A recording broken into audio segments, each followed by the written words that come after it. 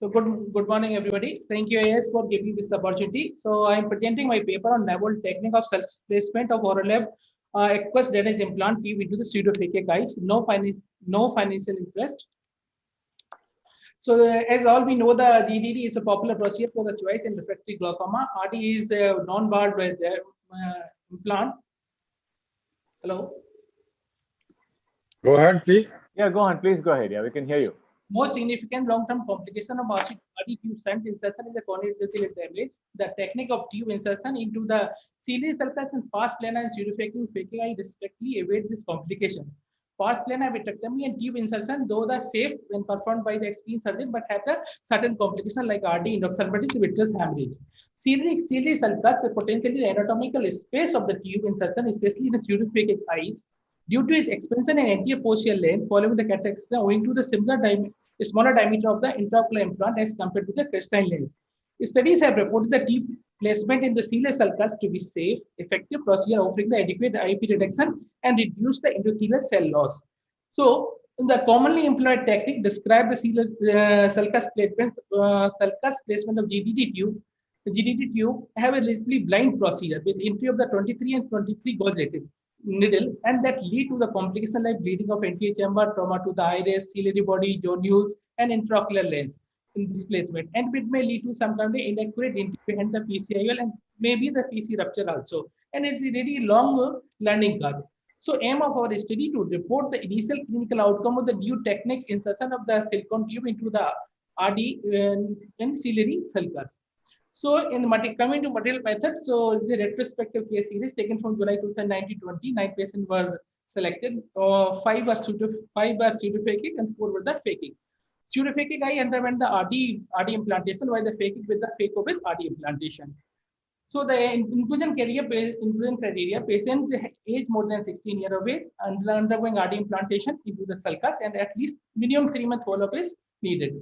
The complete examination has been done. The indication of RD, neovascular glaucoma, eye syndrome, failed drive, extensive scarring due to the previous surgery.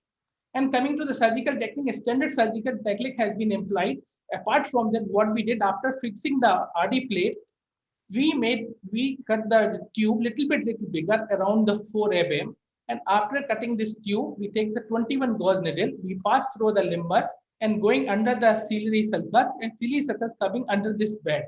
And this tube is feed into the needle, and the needle is withdrawn back like this way, and so the tube nicely goes into the ciliary sulcus. It's going to the exact position where we want.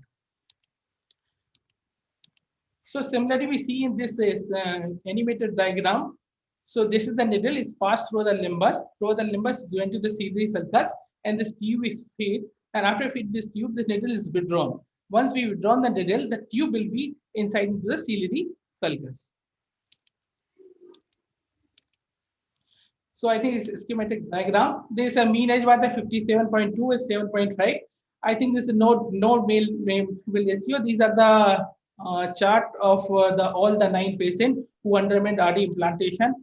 And the post-op IP reduced 11.5.56 from the 28.2 at the end of the 3 months of follow-up.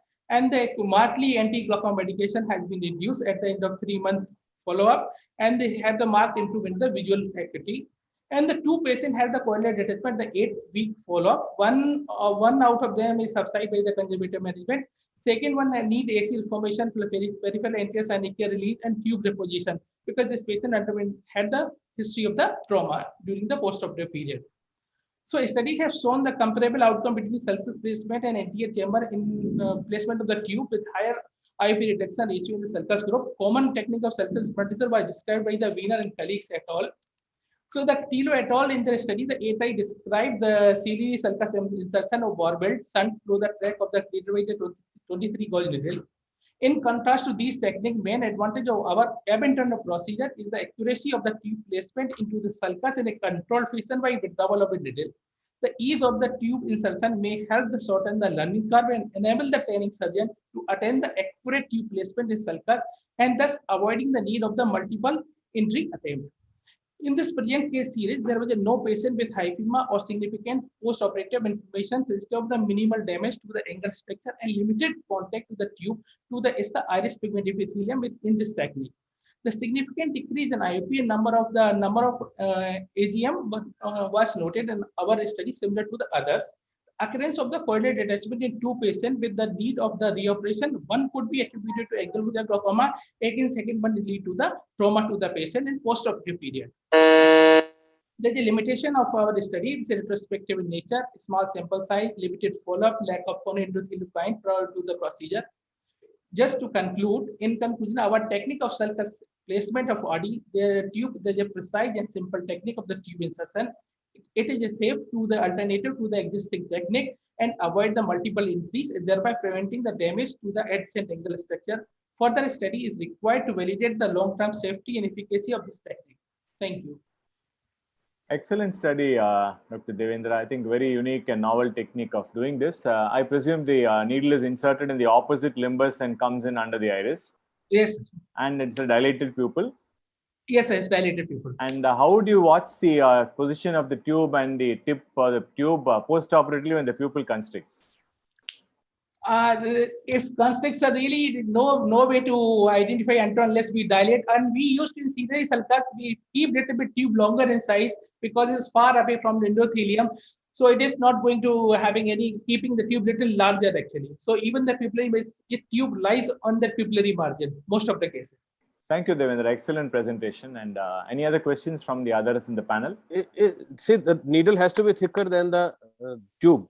So will there not be any leakage on the sides from the sides?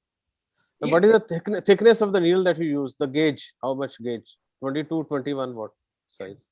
Yes, sir. Thank you, sir.